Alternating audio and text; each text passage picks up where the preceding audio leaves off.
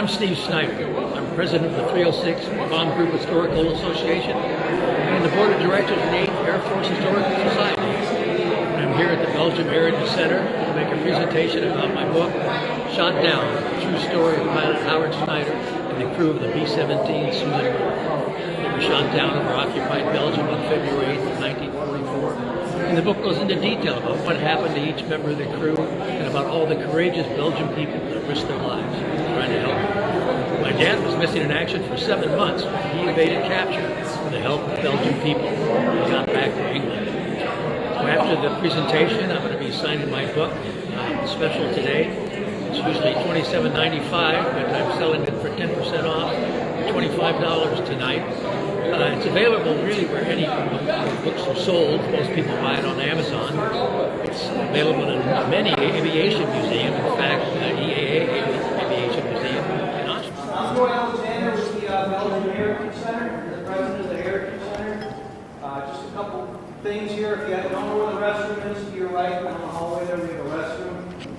I'd like to thank Gary Schudware and Bill Schudware and Gary Vandenhoeken who kind of put this presentation together. So thank you guys for doing that.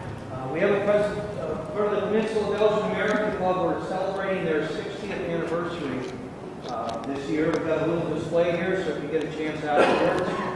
Also, after the program, we'll be here, so you're more than welcome to stick around and look around if you haven't had a chance to see anything. You'll see people walking around with the Heritage Center shirts. If you got any questions about the Peninsula Belgian American Club or the Heritage Center, feel free to ask. We have a donation box in the back. We always appreciate donations. If you enjoy the activities here, we really appreciate the donations. So what I'd like to do is thank Tom here very much. Steve, very much for coming today. Tom Snyder was a newscaster. That's what it was. So I'd like to introduce Steve. Thank you very much for coming out here and taking the time and from a distance to give the presentation. So thank you very much. Thanks, Joe.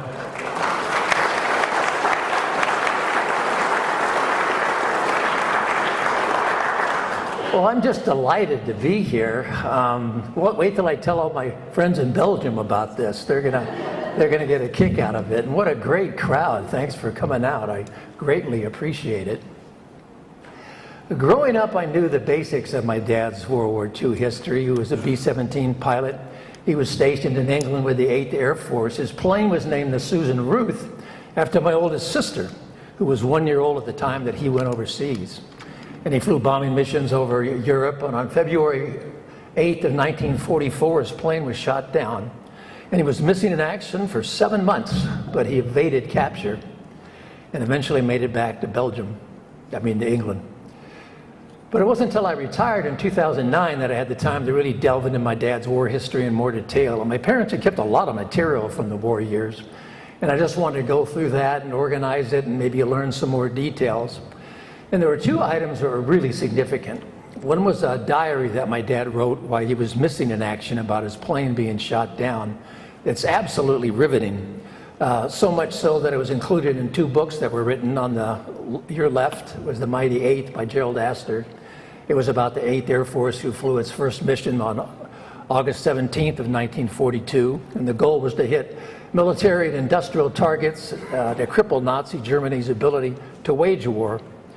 The 8th Air Force got the moniker the Mighty Eighth from noted historian Roger Freeman because of the number of planes they could put up on missions, which numbered into the hundreds. And on December 24th of 1944, 2,000 bombers hit targets around Berlin. It's hard to imagine that many bombers being up in the sky at the same time. The other book was First Over Germany. It was about the 306 bomb group in the 8th Air Force that my dad was in. It was written by Russell Strong, who was a navigator in the 306 bomb group and became the group's historian after the war. The 306 got its motto, First Over Germany, because they were the first bomb group to hit a target in Germany, Wilhelmshaven, on January 27th of 1943. The other item that was really significant were all the letters that my dad had written to my mother while he was stationed in England before being shot down. And he was really candid in these letters. He talked about what bombing missions were like, what life was like in the air base, what life was like in London and England at the time, escapades of him and his crew. And reading those letters was just fascinating. And I became fascinated with the story, and it became my passion. I started reading book after book about the air war over Europe, went on the internet and spent countless hours doing research, downloading declassified military documents. I found relatives of all my dad's crew members and asked them for any information they could give to me. Started going to reunions, listening to veterans tell their stories. And finally, 3 years into my search, I just came to the conclusion that the story of my dad and his crew was so unique and so compelling, it needed to be told, so I wrote a book. From the time I started my research to the time the book was published was 4.5 years, and I actually formed my own publishing company called Seabreeze Publishing, which is the name of the street that I live on in Seal Beach, California. The first half of the book builds up to the day that the plane was shot down, and then the second half of the book is all about what happens afterwards in Belgium. And it's just not about my dad, but it goes into detail about what happened to each member of the crew and about all the courageous Belgian people that risked their lives trying to help them. But I couldn't have written it if it wasn't for a couple Belgian gentlemen. On the left, my dad has his bomber jacket on with Dr. Paul Delahaye. That picture was taken in 1994 at the 50th anniversary of the liberation of Belgium and of my dad's plane being shot down. And then the picture on the right is me and Jacques Lelot. That was taken 20 years later at the 70th anniversary. These two men were young boys during the Nazi occupation, and they were greatly affected by it because they saw firsthand atrocities committed by the Nazis against their family and friends. And later in life, they became local historians, and they interviewed Belgian people and members of the Belgium underground about events that took place involving my dad and his crew, and they documented their testimony. And they gave me unbelievably detailed information about events that would have been lost forever without their dedicated research. So I owe them a huge debt.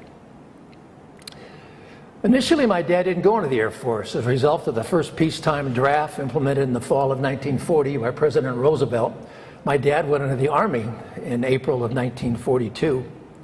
And at the time, the U.S. military was woefully weak. They ranked 18th in military strength in the world behind Romania.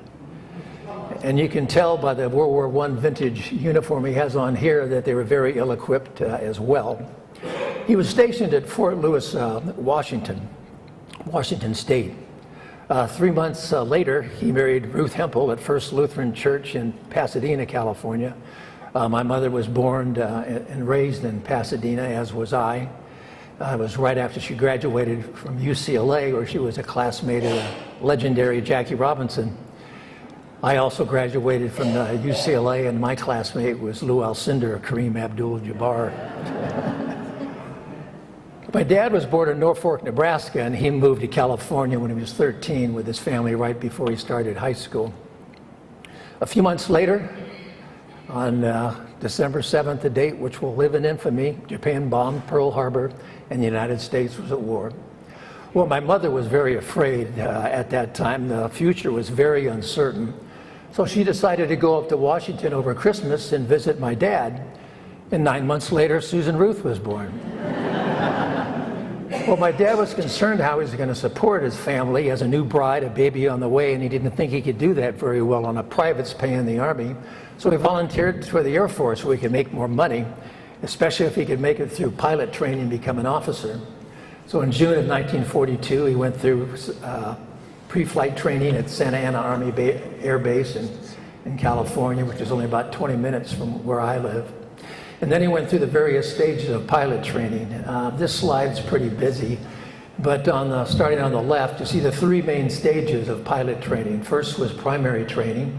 Then if you made it through primary, you went into basic.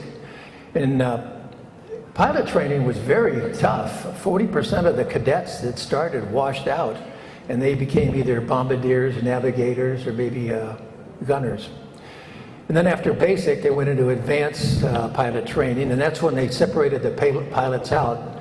They either went into fighters, single-engine planes, or bombers, or twin-engine planes, which resulted into bombers. Typically, the smaller pilots went into the fighters because of the cramped conditions in the cockpit. My dad was 6'3", so he went into bombers. But personally, I think it was also based on personality. To me, all the fighter pilots I've ever met have been pretty cocky, have these big egos, be risk takers, and be pretty individualistic, as opposed to the bomber pilots that tended to be a little more level-headed and team players. Here you see my dad in primary training at Santa Maria, California. This was a big day for him. It was the first time he soloed. And back then, you couldn't wear your goggles on your helmet unless you had soloed. You see him smoking a cigarette there. I think everyone back then smoked. Here you see the 3 planes that my dad flew in pilot training. In primary, flew a old Byman biplane. And then in basic plane training, he flew a Vultee-Valiant single-wing plane. And then in advanced training, he flew a twin-engine Curtiss-Wright AT-9. My dad graduated from advanced pilot training in April of 1943, where he earned his commission as a second lieutenant in his pilot's wings. And from there, he went to transitional training, where he learned how to fly a 4-engine B-17 bomber.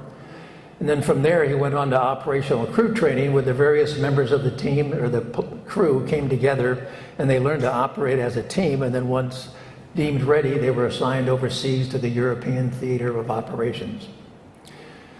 On October 21st of 1943, my dad and his crew reported to the 306 Bomb Group at Thurley, England.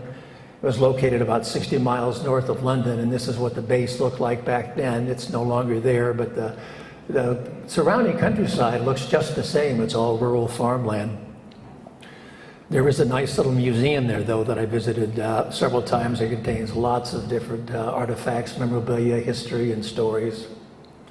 Here you see the insignia of the 306 Bomb Group. There were 3 air divisions in the 8th Air Force. The 306 was in the 1st Air Division, which was signified by a triangle. And then every bomb group had a letter designation. And for the 306, there was an H. So triangle H was their call sign. In addition to being the first bomb group to hit a target in Germany, the 306 was also the longest serving bomb group in the 8th Air Force. They arrived in England in September of 1942. It didn't go back home until December of 1946. They stayed on after the war, involved in the Casey Jones Project, which was the aerial photo mapping of Western Europe and Northern Africa. Probably many of you have seen the 1949 movie 12 O'Clock High, starring Gregory Peck. Well, that was based on a true story about the 306 bomb group. The fictitious bomb group in the movie, the 9/18th, was derived by multiplying the 306 by 3. Another distinction of the 306 is that their flight surgeon, Dr. Thurman Schuler, was responsible for convincing 8th Bomber Command General Ira Aker to implement a mission limit in April of 1943. Up until that point, there was no mission limit, and the morale of these combat crews was going into the tank because they realized they would never, ever make it home. They'd either be killed or shot down and become a prisoner of war. Dr. Schuler suggested a mission limit of 20. Aker set it at 25. But at least these combat crews had a light at the end of the tunnel and some hope of making it back to their families. Every bomb group had 4 bomb squadrons. These were the squadrons that the 306. Up in the upper left, I'll point out, their nickname was the Clay Pigeons because they took more losses than any other bomb squadron in the 8th Air Force. My dad's squadron was in the lower right, the 369th Fighting Biden, and they had one of the least losses of any bomb squadron in the 8th Air Force. I always like to point out the ground crews. The combat crews got all the recognition and all the glory, but these ground crews are the ones that kept these planes in the air. After a mission, these bombers would come back all beat up, and these ground crews would stay up all through the night, usually in very inclement weather, sleet, snow, mud, ice, rain. And they would repair battle damage, do maintenance on the plane, replace engines, replace tires. And they took great pride in these planes. They really considered these bombers their plane. They just loaned out to the combat crews occasionally to fly missions. So they were really the unsung heroes. Here you see my dad's crew. B-17 had a 10-man crew. They had 4 officers who were kneeling in front. My dad's on the lower left. He was the first pilot, and as such, the commander of the plane and the crew. And then going across, you have the co-pilot, the navigator, and the bombardier. And then standing behind them, you have 6 enlisted men who were mainly gunners. 5 of these men came home, but 5 of them did not. That's not the Susan Ruth that they took their picture in front of. It was just another B-17 that was handy. I always like to point out the nose art in the upper left. I love the nose art. It's interesting that the Air Force was the only entity that allowed their planes to be painted. The Marines didn't, the Navy didn't, nor did other countries. But the Air Force thought it could help the morale of these young guys if they could personalize their planes and what they named and painted on them. And they were very creative in what they painted on their planes. Many times with a cartoon character, but more often than not, there was a scantily clad or nude woman. After all, these 2 guys were in their late teens and early 20s and virile young men. The 306 flew B-17s. The 1st and 3rd Air Divisions flew B-17s, and the 2nd Air Division flew B-24 Liberators. The B-17 was nicknamed the Flying Fortress because of the armament they had on the plane. They had 13 50 caliber machine guns, so they could put out a tremendous amount of firepower. And also they could take a tremendous amount of battle damage and keep fighting, keep flying. Every plane had tail markings to identify them, and as you can see here, you see the triangle H again of the 306 bomb group. And then every plane had a designated tail number, which was assigned by the manufacturer.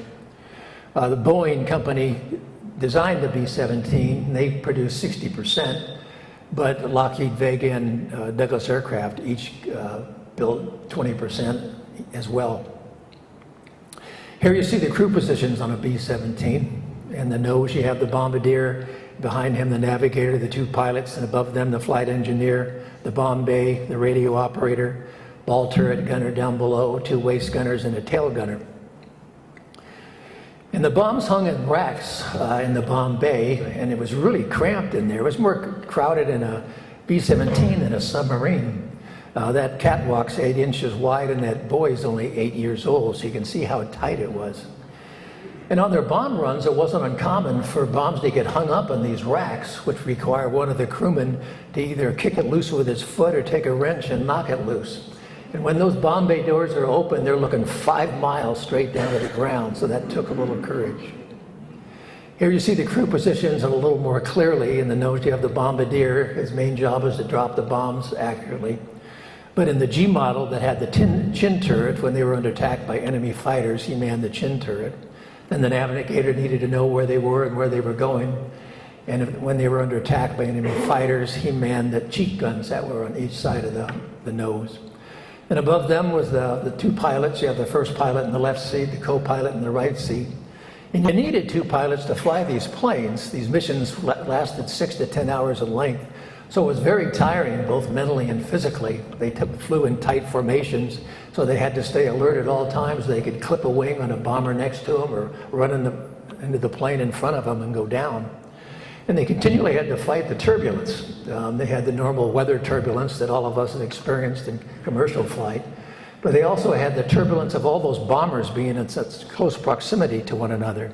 So the wake turbulence and the prop wash would just churn the air. It'd be like flying in a washing machine. Then above the pilot, you had the flight engineer. He manned the top turret when they were under attack. He was also called the crew chief. He was kind of the onboard mechanic and knew how everything worked. And he would help monitor all the instruments that were in the cockpit. There were over 150 different gauges, dials, toggles, and switches. And he would peer over the pilot's shoulders to help monitor engine performance and fuel consumption.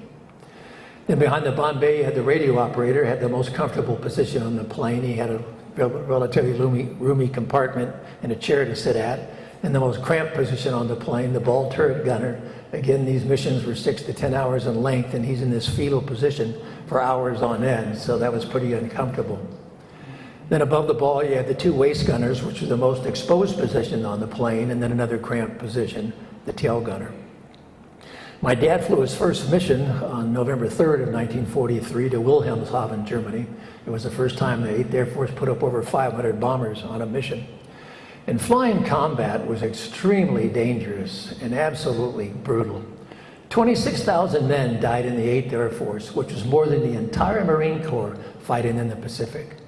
Another 28,000 men became prisoners of war after their bombers were knocked out of the sky by either any aircraft fire or German fighters. Being a combat crewman in the 8th Air Force during World War II was the most dangerous duty assignment in the United States military. And it was dangerous from the time they took off to the time they landed. There were 40 bomb groups in an area in England called East Anglia, which was about the size of Vermont. And these bases were located only about 5 to 10 miles apart. So on the day of admission, you have hundreds of bombers taking off all at the same time. And back then, there was no radar, there was no air traffic control. Usually the weather was socked in until they couldn't see anything until they got above the cloud layer. So mid-air collisions were not uncommon and airmen lost their lives. Then they had to form up. Individual planes formed up into 3-plane elements. Elements formed up into bomb squadrons. Bomb squadrons formed up into bomb groups. Bomb groups formed up into combat wings. Combat wings formed up into air divisions. And all this took an hour to 2 hours before they could even begin their mission across the English Channel. Then they had to deal with the elements. These planes weren't pressurized, so above 10,000 feet they had to go on oxygen, or else they could pass out in a couple minutes and die. And also it was minus 40 to 60 degrees below zero in those planes. So frostbite was a huge problem, and one of my dad's waist gunners was hospitalized for 2.5 months because of the seriousness of his injuries. Here you see the combat uniform that they wore.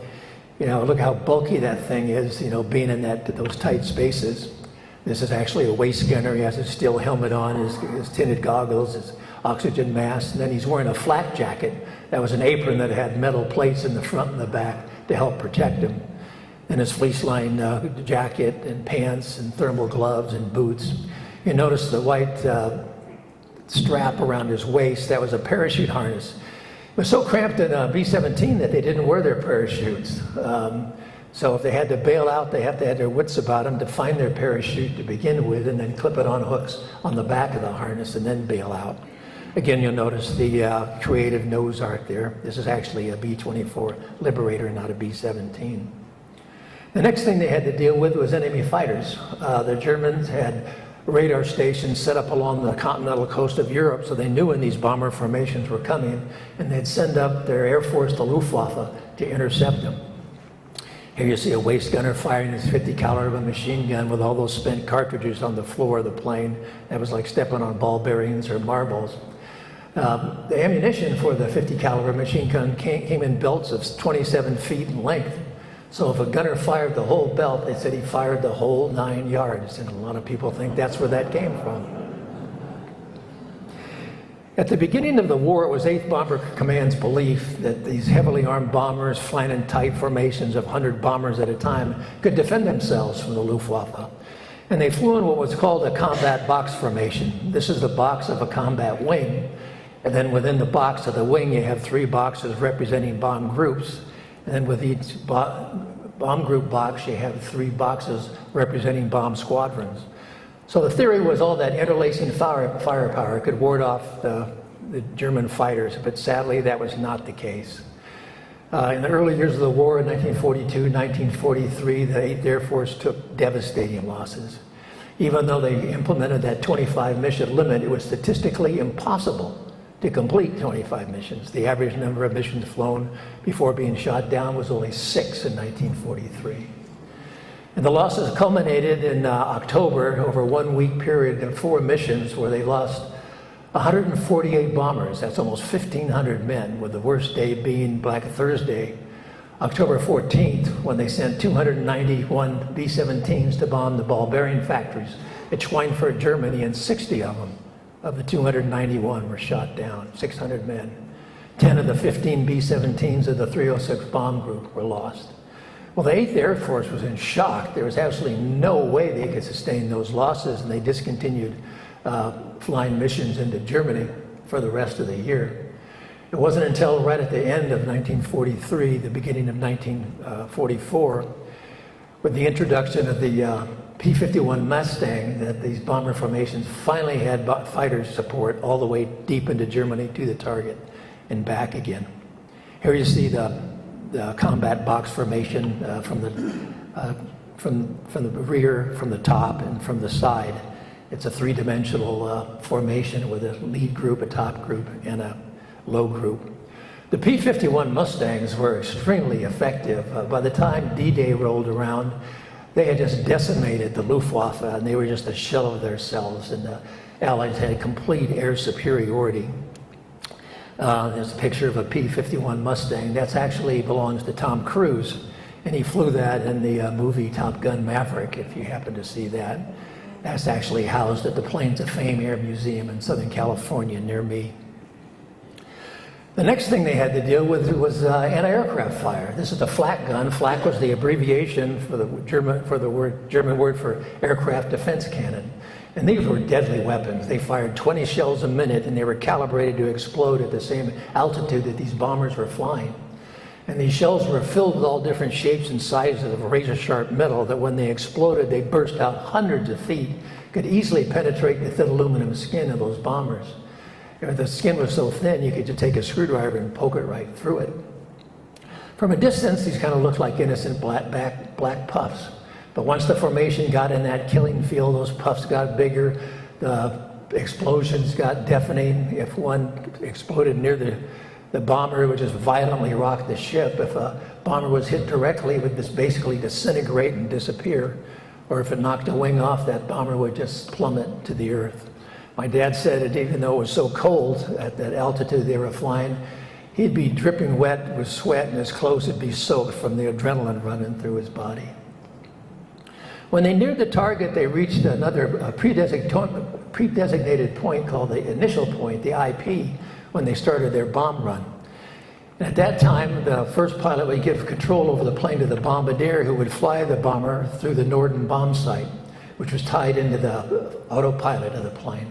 It was a revolutionary device. It was an analog computer that could calculate the altitude the plane was flying, the speed of the plane, speed of the direction of the wind, speed of the wind, so they could actually drop the bombs. It was highly secretive. The bombardiers had to take an oath for their life that they would defend this. But little did the U.S. know that the Germans had a spy, Hermann Lang, in the Norden bomb site factory and knew all about it. Here you see the bombardier looking through the crosshairs of the bomb site, and once he released the bombs, it yelled, "Bombs away!" And that would signal the first pilot to take control of the plane, make a big turn and go to another predesignated point where the bombers that made it through the formation would try to form up again and then head back to their bases in England, where once again they'd face enemy fighters. And even when they reached England, they faced a number of dangers. The weather could be socked in and they couldn't even find their bases. They could be running out of fuel. There could be dead or injured pilots on the plane. The plane might have sustained a lot of battle damage, engine out, flight controls out. So that resulted in a lot of crash landings back in England, and more airmen lost their lives. It was on a bombing mission to Frankfurt, Germany on February 8th of 1944. My dad's plane dropped their bomb successfully, but their bombardiers got hit by flak and they couldn't get them back up. And as a result, that caused a drag on the plane. They lost airspeed and they fell behind the bomber formation, heading back to England. And they were singled out by two German Focke-Wulf 190 fighters. And like wolves or lions on prey, they came in for the kill in the ensuing air battle. The Susan Ruth was shot down. But both those German fighters were shot down as well. One was piloted by Siegfried Merrick. His plane crashed and he was killed. And the other was piloted by Hans Berger, who was able to bail out and made it through the war. One day when I was doing my research, my wife says, "Oh, why don't you try to find the German pilot that shot down your dad's plane?" And I'm thinking, oh gosh, she's so naive. She has no idea what she's talking about. It'd be absolutely impossible. But like a good husband, I did what she told me to do, and I found Hans Berger, which was an amazing experience. And fortunately for me, he became a translator after the war, so he spoke perfect English. And he gave me some wonderful insight that's in the book about what it was like to go up against the mighty 8th Air Force. I mentioned that the book goes into detail about what happened to each member of the crew. I don't have time to do that today. You'll have to buy the book to find that out. But after my dad bailed out, he came down right at the French-Belgian border, and he came down in these trees, and his parachute got hung up in the branches, and he was dangling 20 feet off the ground and couldn't get down. But fortunately for him, a couple of young Belgian men, Henri Franken and Raymond Devan, came to his rescue before the Germans got there.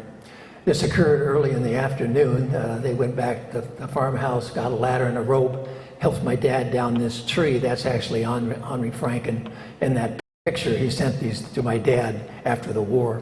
There's over 200 time period photographs in the book, so you can visualize everything you're reading about, many taken by Belgian people during the war. They told my dad it was too dangerous to try to move him in daylight because there were German patrols in the area combing, looking for these guys that had bailed out. So he hunkered down and stayed hidden, and then that night they came back and got him, and they took him to the Drevan farmhouse. Those trees are in France, and that farmhouse is in Belgium, so it is right at the border.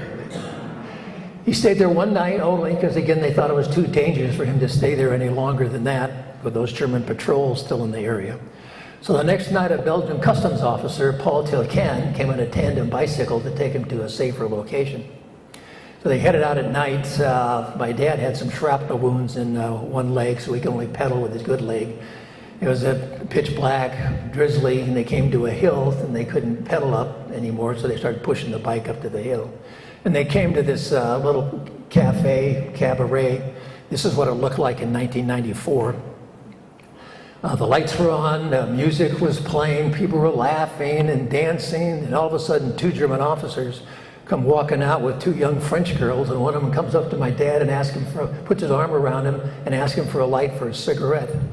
My dad is petrified. He can't speak German, can't speak French yet. But Paul, knew what the guy wanted and lit a cigarette, and they let him go on their way. My dad said they were too drunk, or schnockered, the way he used to put it, and too interested in these young girls that paid much attention to a couple of guys pushing a bike up a hill in the middle of the night. And after that, he was moved from place to place to place. How long he stayed in any given location depended on how brave the Belgian people were who lived there and how dangerous the Belgian underground thought it was for him to stay there. He might spend one night, he might spend 6 weeks.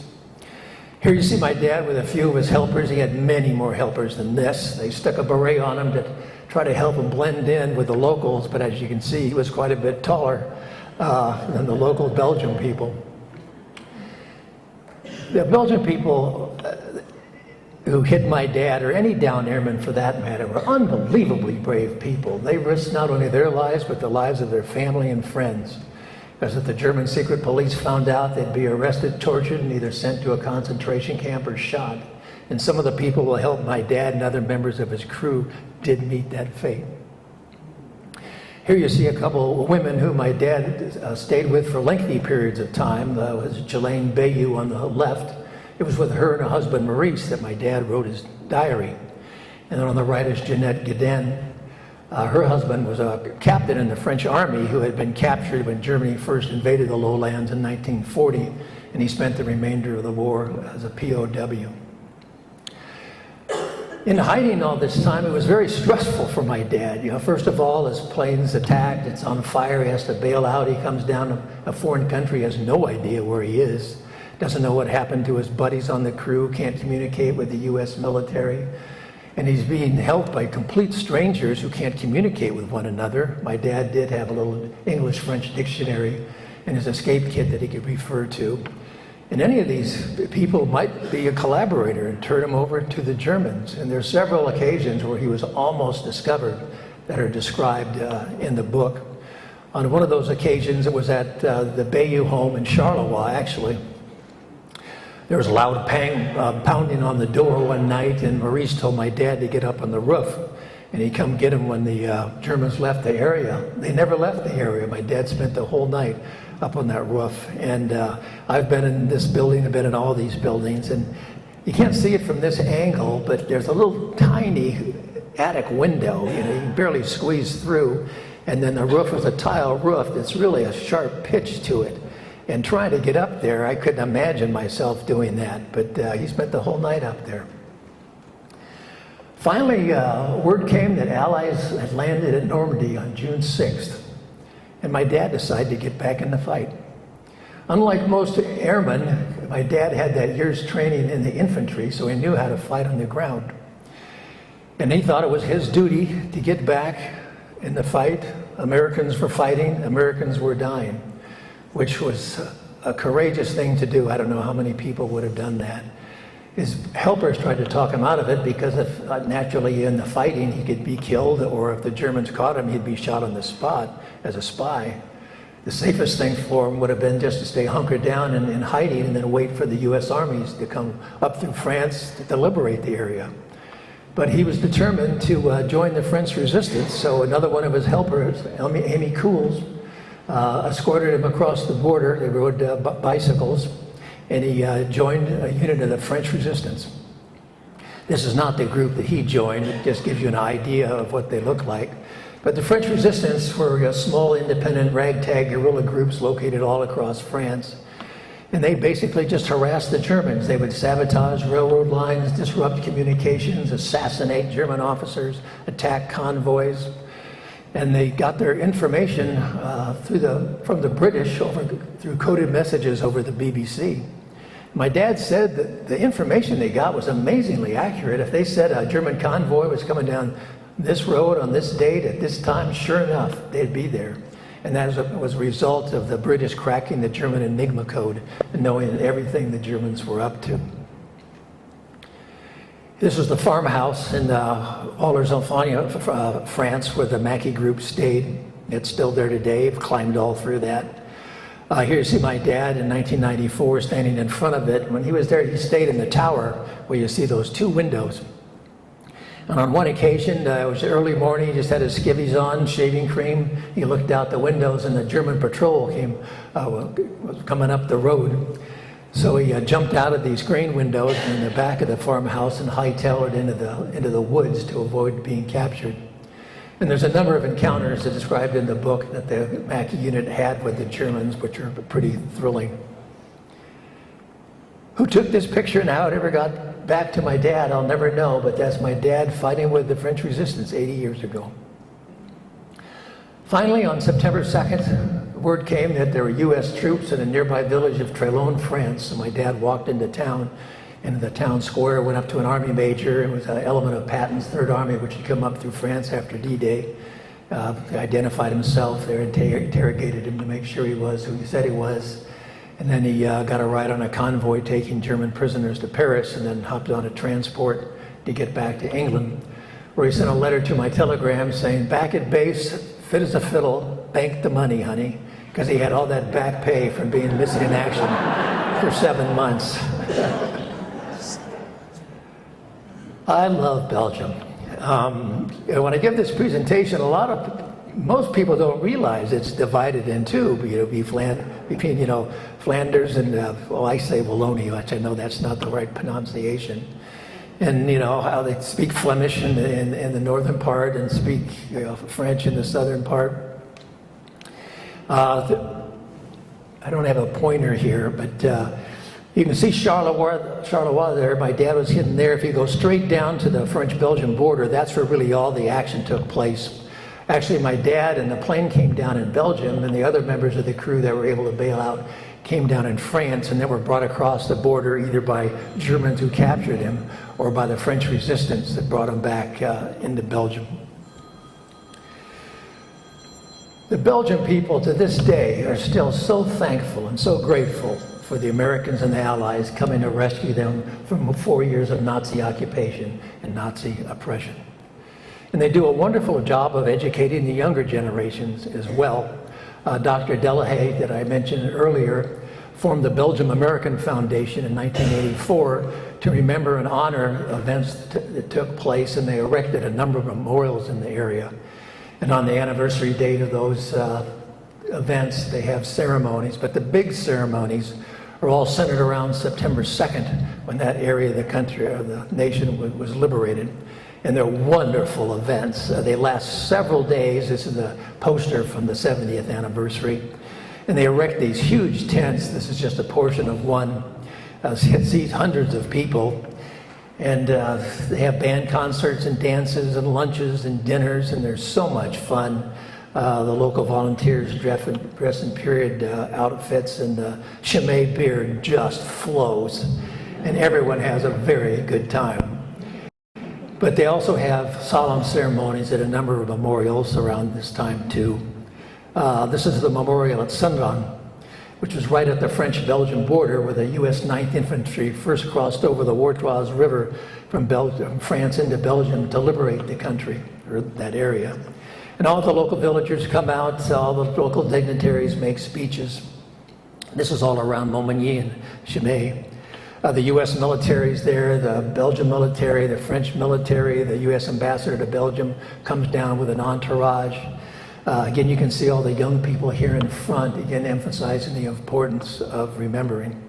And they're very solemn and moving events. This is the memorial to my dad's crew, which is in Mackinoise in Montmagny. Like most World War II veterans, my dad didn't talk a lot about the war until he went over for the dedication of this monument with 3 other crew members that were still living at the time.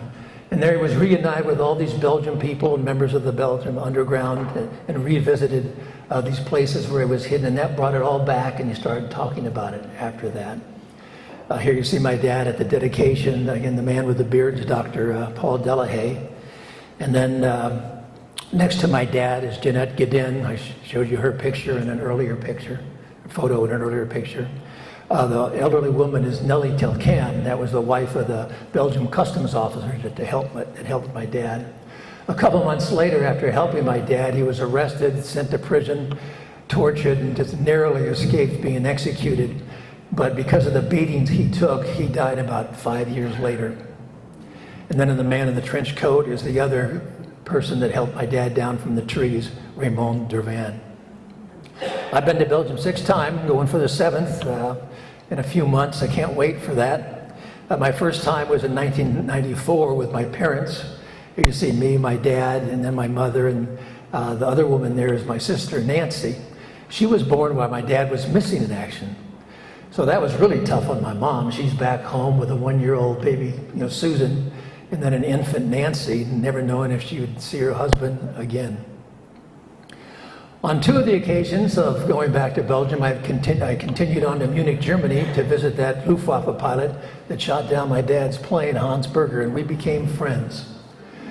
He was pretty much just like the U.S. airman. He was 19, 20 years old, fighting for his country, trying to do a job and trying to stay alive. He said it was unfortunate that we had to be shooting at each other, but that was war. And he would go, "We are not all evil Nazis." Here we are at his apartment. He's wearing his fighter jacket. You can't see his Iron Cross there. He shot down 7 B-17s and 1 Spitfire. He was shot down 3 times himself. The only reason I think he made it through the war is that at the beginning of 1945, they pulled him out of combat to make him a test pilot for the Hinkel HE-162 single-engine jet fighter that the Germans were trying to perfect, which they never did, but I think that saved his life. I was hoping to see Hans this fall, but unfortunately he passed away this last January at age 100.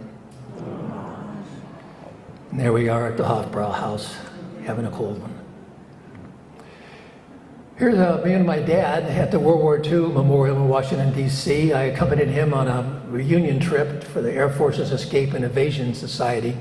He wanted to see it before he died. It was right before the official opening. And it's the last trip he ever took.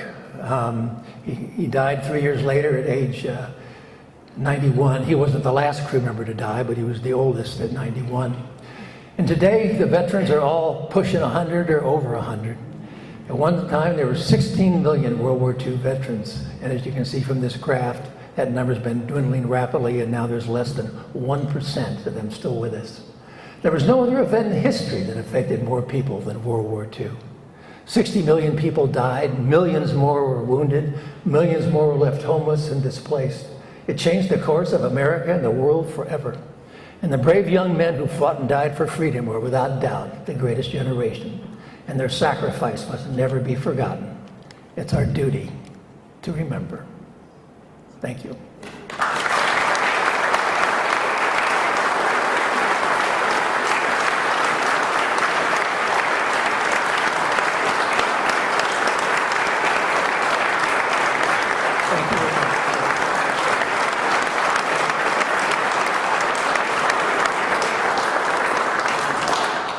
I don't know if anyone has any questions.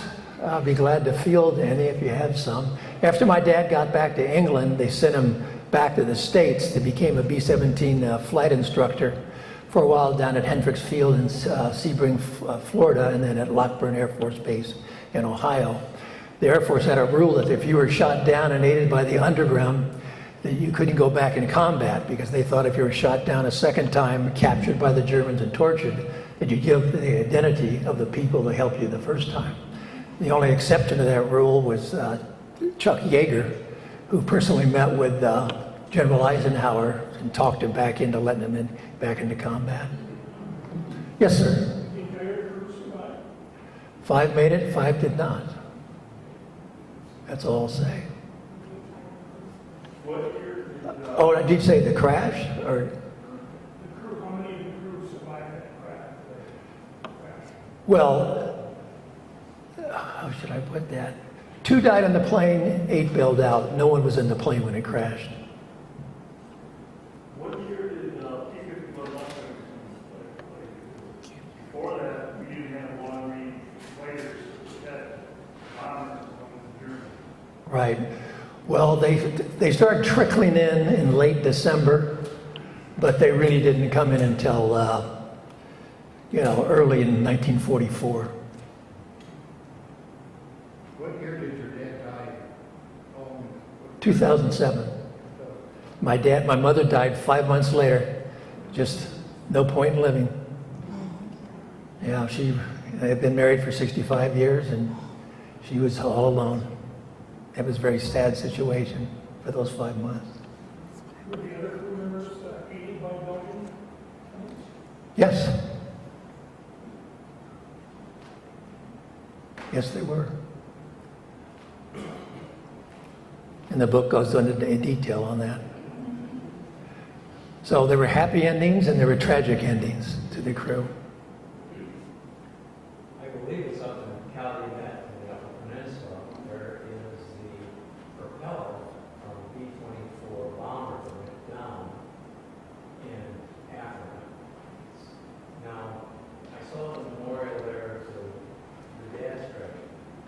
What's the thing that's in the memorial? Is it any part of the plane, or does it represent the part of the plane, or what's the big silver thing I see there? Well, it's a propeller, but it's just a fake propeller. Yeah, after the plane came down, the Germans circled the plane because they needed to use it as scrap metal because they were hurting so much for metal. Some Belgian people, they did salvage some parachutes that they made handkerchiefs, baby clothes, even a wedding dress out of. Little crosses were made out of the plexiglass that were sent back to my mother and my grandmother, now my wife and my sister Nancy. I have them. So they're pretty special keepsakes. One of the times I was back at the anniversary celebrations, a Belgian friend of mine said he knew this guy who was a military collector. He has all this stuff. He has pieces of the plane. So I'm just like beside myself, excited. And he brought us some pieces to the tent, and then he took us back to his house where he had this whole big museum. And he gave me pieces of it. And at the time, I actually thought it was pieces of my dad's plane. But then I found out later, with research, that actually it was a part of a Halifax, a British Halifax. So I was pretty disappointed about that. Did you have any contact with the Tuskegee pilots? No, my dad was in the 8th Air Force. The Tuskegee Airmen flew with the 15th Air Force out of Italy. So if you've seen Masters of the Air, that's an air in one of the airs, showing that the Tuskegee Airmen, flew with the 8th Air Force. They did not fly with the 8th Air Force. And how did your mother find out he was alive? Well, they were shot down on February 8th. She received a telegram from the War Department on February 23rd saying that the crew was missing in action. And a very personal and moving part of the book, too, was after they were shot down. There's lots of excerpts from letters that mothers, wives, sweethearts exchanged during that time when they didn't know what happened. It was all just up in the air, and how hard they prayed and, just worried so much about their loved ones. Now I lost my train of thought. No. And then she did get another letter saying, well, he's still missing in action. But then not until September when my dad sent her that Western Union telegram, so it was like a little over 7 months, not knowing. So that was a glorious day. I saw on the website that this incident might be featured in a movie or a movie around it. Well, actually, I forgot. I have a little 13-minute documentary if you'd like to see that. Actually, that has parts of an interview I did with Hans Berger, which is pretty interesting.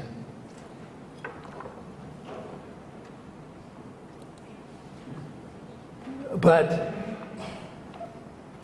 I'm in the process of pitching it to all the big producers in Hollywood. We'll see where that goes.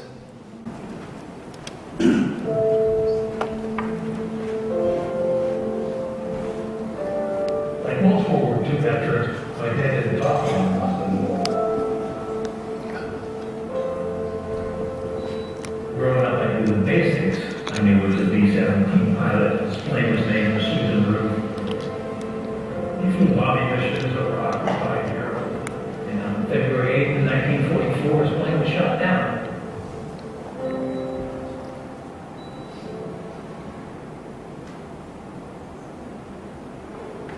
I had a wonderful relationship with my father. He was a tough guy. He was a no-nonsense guy. He was compared to John Wayne. He was that type of character. My parents grew up in an area with tough times. They went through the Depression, and they were tough people as a result of that. World War II came along, and there was no other event in history that affected more people. When Japan bombed Pearl Harbor on December 7th, the country rallied. They believed in their cause, and they were willing to sacrifice all to achieve victory. Flying combat was incredibly dangerous. The average number of missions flew before being shot down to 6. For these guys to keep going up, on mission after mission, knowing that the next one could be their last, there was a lot of bravery and a lot of guts. I got shot down on my 8th mission. I was up in the air, 2 phones came in, and we shot the heck out of us. Remember, they came in about 1 o'clock. They just made one pass. Blew up. 2 of my men were killed in the plane. 2 they didn't capture. I was one of them. My tail gunner was the other. And 3 of them got down safely, but they were picked up by the Germans, and they were interrogated, and they were marched out into the woods and shot in the back of the head. 3 Duncan farmers saw the shield, and they came running over, and they threw me a rope, pulled me up the tree, and got me out of the tree. And one of them took me off into the woods and hit me. They were different personalities, of course. Some of them were brave, some of them were scared to death. The ones that were scared would fight me by they moved pretty quick. The ones that didn't, were scared, I mean, you might stay there 6 weeks. They risked not only their lives, but the lives of their family and friends. If the German secret police, the Gestapo, found out about it, they'd be arrested, tortured, and either sent to a concentration camp or shot. And some of the people that helped my dad and his other members of the crew met that fate. Word came that the Allies had landed at Normandy on June 6th, so he knew that he'd be coming up from France to liberate that area. His Belgian helpers accompanied him over the Belgian border into France and joined up with the unit of the French resistance called the Battery. They would disrupt communications, sabotage railroad lines, attack convoys, assassinate German officers. And so he fought with them for a couple months. In the very first hours of the 2nd of September 1944, 2 jeeps of the Reconnaissance Quality 16th Infantry Regiment crossed the border, and there the Belgian population were waiting for the liberators. They were waiting there for 4 long years, and they saw the liberators come in, and they were waving. They had flowers. It was very happy days for the whole people of Belgium. Word came that there were U.S. troops in a nearby village of Trelon, France. So we walked into the village in the town square up to an Army major. My dad identified himself, and that ended his 7 months of missing in action.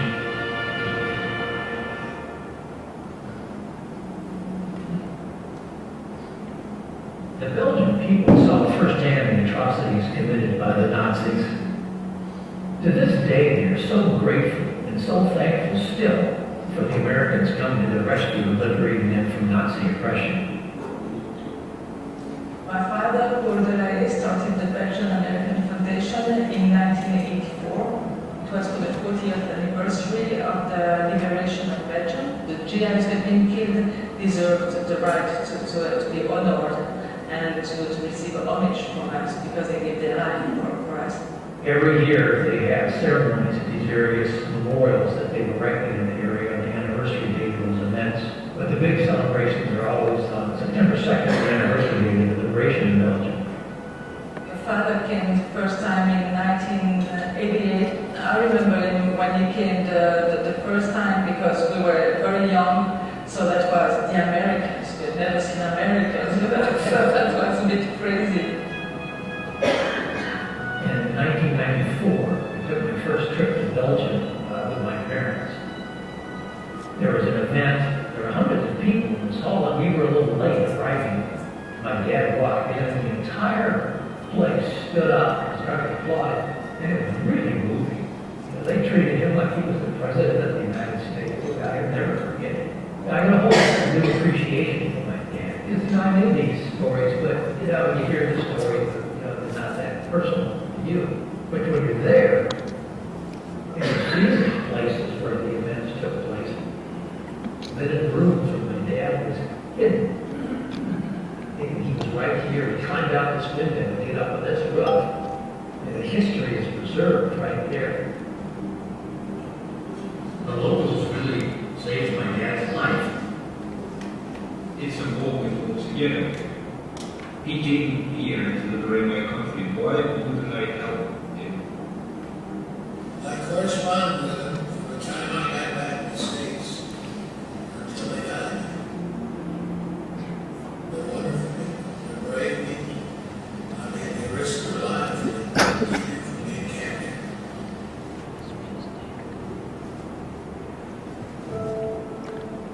My parents had kept a lot of material from the war. There are two items that were really interesting. One was the diary that my dad wrote, I was in action. And the other item were the letters that my dad wrote to my mother during the war that she had kept. And sitting down one time, many several hours reading these letters, I just became fascinated with the story of my dad and his crew, and it became my passion. I just came to the conclusion that the story of my dad and his crew was so unique and so compelling that it needed to be told. People needed to hear about it, and so I decided to write a book. Shot Down focuses on one crew and what happened to each member of that crew. That just makes for a fascinating story, one that hasn't been told. All that the U.S. military knew was that my dad's plane was shot down by two Focke-Wulf German fighters. And I just assumed that's all I'd ever know. One day, during my research, my wife Glenda said, "Why don't you try to find the German pilot and shot him down?" Well, like a good husband, I did what she told me to do, and I found Hans Berger. He's 95 years old now. He lives in Munich, Germany. Here's a picture of Hans. That's the unique as your plane, your picture, and your autograph. The young people of today, they have no idea what our life was, what the time was, what difficulties we had, and that we will not all be the Nazis, but we will people like you and me, and we just grew up in different spheres. I guess, hey, they're happily, my father and me met, and we shot each other down. I've been asked several times, like, don't you hate this guy that shot down your dad's plane? But no. From the very get-go, I felt a personal relationship with Hans, who was 20 years old, who was fighting for his country, who was trying to do a job and trying to stay alive. And World War II was the defining moment in my father's life. Really, I think it's the defining moment for any guy's life who fought in World War II. And Hans is a part of my dad's life, a part of his story. And so I had no ill feelings toward Hans, and we become friends. Never thought that I'd meet the son of the guy I shot down. You know, I never thought I'd meet you either.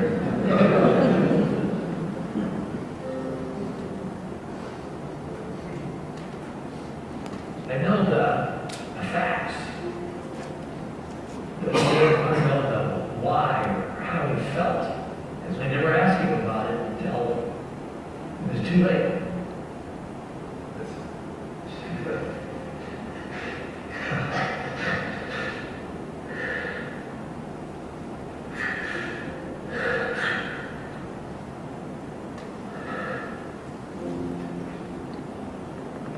Yes, I do.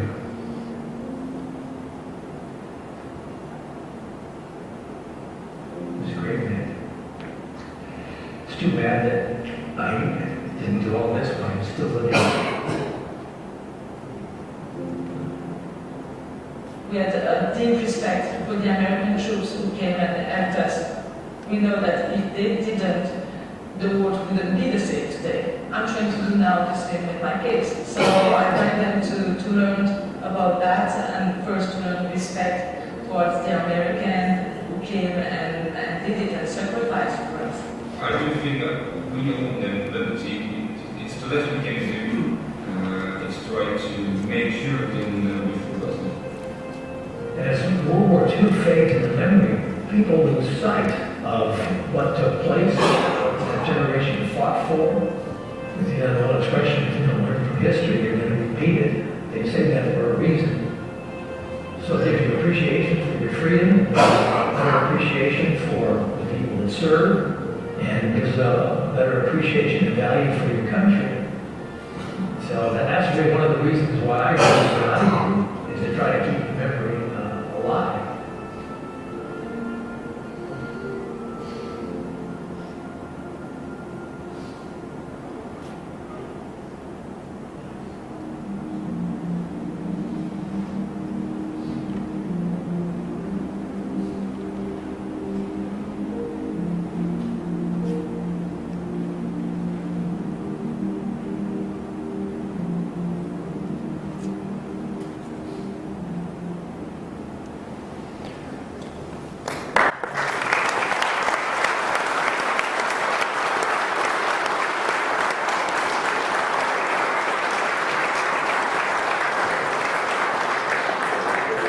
Yeah, I forgot to mention when I was talking that after I met Hans, he's the one who told me that the gunners on my dad's plane shot him down at the same time that he shot my dad's plane down. They shot each other down.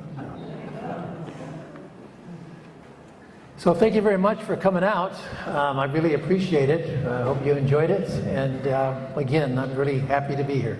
Thank you.